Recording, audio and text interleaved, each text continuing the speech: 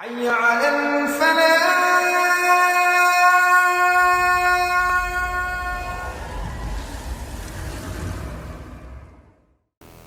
الحمد للہ رب العالمین نحمدہ ونصلی علی رسولہ الکریم اما بعد فاعوذ باللہ من الشیطان الرجیم بسم اللہ الرحمن الرحیم لا تقربوا السیئات صدق اللہ العلی العظیم ان اللہ ملائکتہ یصلون علی النبی یا ایھا الذین آمنوا صلوا علیہ وسلموا تسلیما اللہم صلی علی سیدنا مولانا محمد وعلی آل سیدنا مولانا محمد وبارک وسلم علیہ۔ میرے عزیز دوستو، واجب احترام بزرگوں، انتہائی پیارے بیٹوں، میری پیاری ماؤں، بہنوں، بیٹیوں، عاجز ناچیز پر تقصیر گناہ گار بندے نے آپ کے سامنے اللہ تعالیٰ کے پاک کلام میں سے ایک حصہ تلاوت کرنے کا شرف حاصل کیا۔ رب العزت سے دعا ہے وہ پاک ذات عاجز کو صحیح مفہوم بیان کرنے کی، آپ سب کو سننے کی، ہم سب کو اس پر عمل کرنے کی توفیق عطا فرمائے۔ اللہ تعالیٰ نے اپنے بندوں کو خطاب فرمایا، لا تقربوا السیئات، گناہ کے قریب مت جاؤ۔ آپ نے دیکھا ہوگا، میں نے بھی مشاہدہ کیا ہے، چھوٹے کمزور بچے، کہیں آگ جل رہی ہو، چولہے میں آگ لگی ہو، اگر وہ آگ کی طرف جاتے ہیں یکدم ابو جان بے چین ہو جاتے ہیں، امی جان بے چین ہو جاتی ہے، بڑے بھائی بہن بے چین ہو جاتے ہیں، یکدم جا کے اس کو پکڑتے ہیں۔ وجہ کیا ہے؟ آگ کے قریب جانے سے ہو سکتا ہے وہ جل جائے، اپنا ہاتھ آگ میں ڈال دے یا آگ پر گر جائے۔ جب ماں باپ بڑے بہن بھائی اپنے چھوٹے بچے کو آگ کے قریب نہیں جانے دیتے، یہ کیا ہے؟ آپ کہیں گے یہ محبت ہے، انہیں یہ تکلیف برداشت نہ ہوگی اگر اس معصوم بچے کو جلنے کی تکلیف پہنچے گی۔ اللہ تعالیٰ تو ماں باپ سے اپنے بندوں سے 70 گنا زیادہ پیار کرتا ہے، پھر وہ پاک ذات کیوں چاہے گی، کس طرح چاہے گی میرا بندہ روزے محشر جہنم کے آگ میں جلے، اس کی قبر جہنم کی بھٹی بنا دی جائے۔ اللہ تعالیٰ نے اپنے پیارے محبوب کے صدقے قرآن پاک نازل فرمایا اور ارشاد فرمایا، گناہ کے قریب بھی مت جاؤ۔ اللہ کو پتہ ہے یہ بندہ بڑا کمزور ہے، اللہ کو پتہ ہے نفس اس پہ غالب آ جاتا ہے، اللہ کو پتہ ہے شیطان ورغلائے گا تو یہ ورغلانے میں بہک جائے گا۔ قربان اس پاک ذات پر، اسی محبت کا اظہار کرتے ہوئے اللہ نے فرمایا، لا تقربوا السیئات، گناہ کے قریب بھی مت جاؤ۔ یہ گناہ کے قریب جانے سے گناہ کر بیٹھو گے، اللہ کے عذاب میں مبتلا ہو جاؤ گے، اللہ کے عذاب کے حقدار بن جاؤ گے۔ میرے پیارے بھائی، میرے بیٹے، کچھ گناہ صغیرہ ہیں، کچھ گناہ کبیرہ ہیں۔ جو صغیرہ گناہ ہیں جب بندہ صدقہ کرتا ہے اللہ صدقے کے ذریعے سے وہ معاف کر دیتا ہے۔ جب بندہ مومن مرد عورت نماز ادا کرتے ہیں، نماز کے صدقے سے اللہ تعالیٰ چھوٹے گناہوں کو معاف فرما دیتا ہے۔ بندہ اللہ کا ذکر کرتا ہے، صدقہ کرتا ہے، خیرات کرتا ہے، بلکہ کہنے دیجئے کوئی بھی نیکی کرتا ہے، اس نیکی کے صدقے اللہ چھوٹے گناہ معاف فرما دیتا ہے۔ لیکن گناہ کبیرہ، نبی پاک صلی اللہ علیہ وسلم کے فرمان کے مطابق جو بڑے گناہ ہیں، جب تک ان گناہ سے توبہ نہیں کرے گا وہ گناہ معاف نہیں ہوں گے، اور ایک مومن کو جنت میں جانے کے لیے اللہ تعالیٰ وہ گناہ جو توبہ کیے بغیر مرے گا اس کو جہنم کا عذاب دے کے اللہ پہلے پاک کرے گا، اور پاک کرنے کے بعد جنت میں داخل فرمائے گا۔ دوسرا، انبیاء کرام سے تکبر۔ یہ کیا ہے؟ انبیاء کرام سے تکبر کرنا کہ اللہ نے تمہیں نبی بنانا تھا، اللہ تعالیٰ نے تمہیں نبی بنانا تھا، ہم زیادہ دولت مند ہیں، اللہ ہمیں نبی بنا دیتا۔ یہ اپنی چاہتوں پر نہیں ہے، اللہ کا جب کسی پہ فضل ہوتا ہے اللہ اس کو اپنا نبی بنا دیتا ہے۔ میرے پیارے بھائی، میرے بیٹے، تیسرا، لوگوں سے تکبر۔ گورا رنگ کالے سے سمجھے کہ یہ نیچ ہے، اپنے آپ پر فخر کرے میرا رنگ گورا، یا کہ دولت مند فخر کرتا ہے میں پیسے والا ہوں، دوسرے غریب ہیں، کوئی طاقت پر فخر کرتا ہے، کوئی علم پر فخر کرتا ہے۔ فخر اور تکبر صرف اللہ تعالیٰ کو روا ہے، بندے کو روا نہیں ہے۔ رسول پاک صلی اللہ علیہ وسلم کا فرمان مبارک ہے، حشر کے دن تکبر کرنے والوں کا چیونٹیوں کے ساتھ حشر ہوگا۔ چیونٹیاں، چھوٹی چھوٹی چیونٹیوں کے ساتھ ان کو اللہ تعالیٰ حشر کے میدان میں رکھے گا۔ لوگ اپنے پاؤں تلے اس کو روندیں گے، وہ اتنے تو ذلیل ہوں گے، لوگ کہیں گے یا اللہ یہ کیسے بندے ہیں جن کا حشر چیونٹیوں کی طرح سے کر دیا گیا۔ جواب دیا جائے گا یہ دنیا میں تکبر کرنے والے ہیں، اللہ تعالیٰ نے ان کا یہ حشر کیا۔ میرے پیارے بھائی، میرے بیٹے، اللہ تعالیٰ کوئی نعمت دیتا ہے، اللہ طاقت دیتا ہے، اللہ حسن دیتا ہے، اللہ تعالیٰ علم دیتا ہے۔ جو بھی اللہ کی نعمت ملتی ہے اس پہ اللہ کا شکر ادا کرنا ہے، تکبر نہیں کرنا، بڑائی نہیں کرنا، غرور نہیں کرنا۔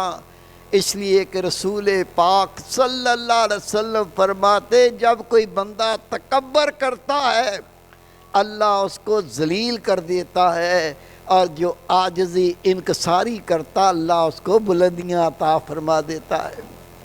دوسرا گناہ جس کے بارے میں اللہ کے محبوب نے فرمایا جب تک اس گناہ سے مومن توبہ نہیں کریں گے یہ گناہ معاف نہیں ہوگا، یہ گناہ ہے غیبت۔ غیبت کیا ہے؟ آپ کسی کا وہ عمل، وہ فعل کسی دوسرے کو بتائیں، اگر وہ سن لے تو اس کو اس کا دکھ پہنچے، اچھا نہ لگے، اسے غیبت کہتے ہیں۔ کسی کی عدم موجودگی میں، کسی کی غیر موجودگی میں ایسا کام کرو، چاہے اشارے سے کرو چاہے زبان سے کرو، وہ بات اس کو اچھی نہ لگے، اسے غیبت کہتے ہیں۔ اور غیبت اللہ کے محبوب نے فرمایا غیبت زنا سے بھی بڑا گناہ ہے۔ اللہ کے محبوب کے اس فرمان کو سن کر صحابہ کرام پریشان ہو گئے۔ نبی پاک فرماتے ہیں اگر زانی زنا سے توبہ کر لے گا اللہ اس کا گناہ معاف کر دے گا، لیکن غیبت کرنے والا جس کی غیبت کی ہے جب تک وہ معاف نہیں کرے گا اللہ بھی اس کو معاف نہیں کرے گا۔ میرے بھائی، اس سے بچنے کا طریقہ یہ ہے جب ہم کسی کی برائی بیان کرتے ہیں پہلے سوچیں میرے اندر تو اس سے زیادہ بڑی برائیاں موجود ہیں، اگر وہ میری برائیاں اللہ کی مخلوق کے سامنے کوئی بیان کرے گا تو مجھے تو اچھی نہیں لگیں گی، اس لیے بہتر یہ ہے کسی کی غیبت کرنے سے باز آ جائے۔ جب قیامت کا دن ہوگا رسول پاک صلی اللہ علیہ وسلم فرماتے ہیں جس بندے کی غیبت کی ہوگی اللہ تعالیٰ فرمائے گا اس کی نیکیاں اس سے لے لو، غیبت کے بدلے میں اس کی نیکیاں لے لو۔ یہ بات کہہ کے رسول پاک رونے لگے۔ میرے محبوب نے فرمایا جب اللہ اختیار دے گا کہ غیبت کے بدلے میں اس کی نیکیاں لے لو، کیا وہ اس کی نیکی کوئی چھوڑے گا؟ وہ تو اس کی ساری نیکیاں لے لے گا۔ اس لیے میرے بھائی، میرے بیٹے، غیبت ایسا گناہ ہے، اگر توبہ کیے بغیر مر گئے تو اس گناہ کا عذاب بھگتنا پڑے گا۔ تیسرا گناہ جس کو چھوڑے بغیر، جس سے توبہ کیے بغیر بندہ عذاب سے نہیں بچ پائے گا، یہ ہے بدگمانی، کسی کے لیے اچھا گمان نہ رکھنا۔ دو مسلمان باتیں کر رہے ہیں، باتیں کرتے کرتے اس کی طرف دیکھ لیا، یکدم بدگمانی، یہ میرے خلاف کوئی بات کر رہا ہے۔ وہ پتہ نہیں بھائی کیا بات کر رہا ہے، لیکن بدگمانی ایسی کہ بس یہ تو میرے خلاف کوئی سازش کر رہا ہوگا۔ اس لیے اللہ تعالیٰ نے اپنے پاک کلام میں فرمایا زیادہ تر بدگمانیاں گناہ ہوتی ہیں، تم بدگمانیوں سے بچو۔ میرے پیارے بھائی، میرے بیٹے، بدگمانی کئی ایک گناہ پیدا کر دیتی ہے، دلوں میں نفرت پیدا کر دیتی ہے، دلوں کو دور کر دیتی ہے۔ اچھا گمان دوستی پیدا کرتا ہے، اچھا گمان قریب لے آتا ہے۔ اگر بدگمانی کی جائے تو بندے سے نفرت پیدا ہو جاتی ہے۔ اس لیے اللہ کے محبوب کے فرمان کے مطابق جب تک ہم بدگمانی کو چھوڑ نہ دیں گے اللہ کے عذاب سے نہیں بچیں گے۔ چوتھا گناہ رسول پاک حضرت محمد مصطفیٰ احمد مجتبیٰ نور مجسم صلی اللہ علیہ وسلم نے فرمایا حسد کرنا۔ حسد بھی گناہ کبیرہ ہے، اور جب تک اس گناہ سے بھی ہم توبہ نہیں کریں گے اللہ کے عذاب سے نہیں بچیں گے۔ حسد کیا ہے؟ میرے پیارے بھائی، میرے بیٹے، میری پیاری بہن، میری بیٹی، اللہ تعالیٰ اپنے کسی بندے کو یا اپنی بندی کو کوئی نعمت دے، اللہ کی بہت نعمتیں ہیں، اللہ تعالیٰ اپنے کسی بندے یا بندی کو کوئی نعمت دے اور ہم یہ خیال کریں، ہم یہ سوچیں، ہمارے ارادے ہوں کہ اس سے یہ نعمت چھن جانی چاہیے۔ کیوں مل گئی؟ نہیں ملنی چاہیے تھی۔ اگر مل بھی گئی ہے تو اس کے پاس نہیں رہنی چاہیے۔ کیا معلوم چلا؟ اللہ کی عطا پر اعتراض۔ اللہ نے عطا کی ہے، یہ بندہ اللہ سے بڑا ہو گیا، اللہ نے عطا کی ہے، یہ نہیں چاہتا کہ اس بندے کو یہ نعمت ملے۔ جو اللہ کی عطا پر اعتراض کرتا ہے، یہ بندہ کس قدر کمینہ ہوگا، یہ اللہ کی بندی کس قدر نیچ ہو جائے گی کہ اللہ کی عطا پر اعتراض کرتے ہیں۔ میرے پیارے بھائی، میرے بیٹے، میری پیاری بہن، میری بیٹی، اللہ کے محبوب نے فرمایا حسد نہ کرو۔ حسد نیکیوں کو اس طرح کھا جاتا ہے جس طرح سوکھی لکڑی کو آگ جلا کے راکھ کر دیتی ہے، پتہ ہی نہیں چلتا۔ حسد کرنے کی وجہ سے نیکیاں ختم ہوتی گئیں، نیکیاں تباہ ہوتی گئیں، نیکیاں ضائع ہوتی گئیں، ہمیں پتہ ہی نہ چلا۔ ہم یہ سوچتے رہے میں تو 5 ٹائم نماز پڑھتا تھا، میں نے روزے بھی رکھے تھے، میں صدقہ خیرات بھی کرتا تھا، لیکن اس مرض سے نہ بچا، اس مرض سے باز نہ آیا۔ یہ اس کا حسد کرنا اس کی تمام نیکیوں کو برباد کر گیا اور اسے پتہ بھی نہ چل سکا۔ حدیث پاک اللہ کے محبوب فرماتے ہیں، حضرت موسیٰ علیہ السلام نے آسمان طرف دیکھا، ایک شخص کو دیکھا جو عرش کے سائے میں کھڑا ہے۔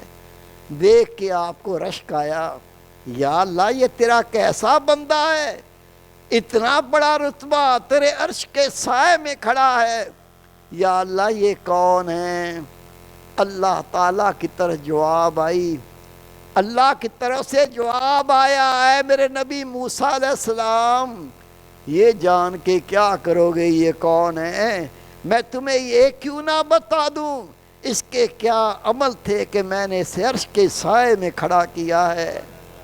اللہ کا نبی آنکھوں میں آنسو آ گئے، مودبانہ عرض کرتا ہے یا اللہ مجھے آگاہ فرما اس کا کیا عمل تھا کہ تو نے اتنا بڑا رتبہ دیا، عرش کے سائے میں اس کو لا کھڑا کیا۔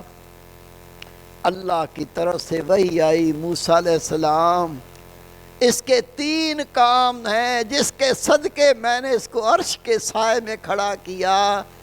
سب سے پہلا کام، یہ میرا بندہ اس نے پوری زندگی کبھی اپنے ماں باپ کی نافرمانی نہیں کی۔ اے موسیٰ علیہ السلام دوسرا، یہ میرا بندہ اس نے پوری زندگی کسی سے حسد نہیں کیا۔ اور تیسرا، اللہ کی طرف سے وحی آئی، اے موسیٰ علیہ السلام یہ میرا وہ بندہ ہے جس نے پوری زندگی کبھی تکبر نہیں کیا۔ یہ تینوں فعل ابھی عرض کی گئی۔ ایک طرف تو یہ چاروں فعل ایسے، اگر تکبر کرے گا، غیبت کرے گا، بدگمانی کرے گا، حسد کرے گا، اللہ کے عذاب سے نہیں بچے گا۔ اور دوسری طرف اس میں سے 3 عمل ایسے ہیں، والدین کی نافرمانی نہ کرے، حسد نہ کرے، تکبر نہ کرے، تو عرش مولا کا سایہ پانے والا۔ اللہ رب کریم ہمیں ان گناہ کبیرہ سے بچائے تاکہ ہم اپنی نیکیاں ضائع کر کے اللہ کے عذاب کے مستحق نہ ہو جائیں۔ وما توفیق الا باللہ۔ أما بنعمة ربك فحدث۔ صدق الله